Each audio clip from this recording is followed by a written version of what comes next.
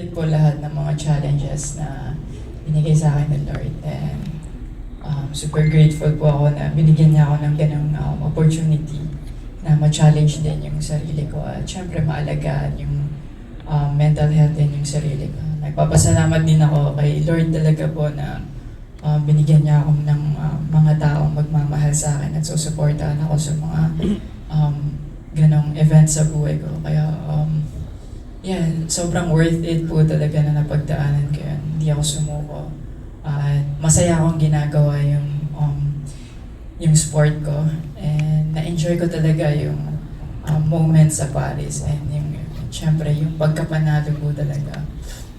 Nag-backtrack po talaga lahat sa akin ng mga difficulties po na nangyari sa akin. And sobrang saya po ng feeling ko kasi na-overcome ko po lahat. And sobrang kontento po ako sa kung ano yung na-achieve ko and sobrang grateful po talaga.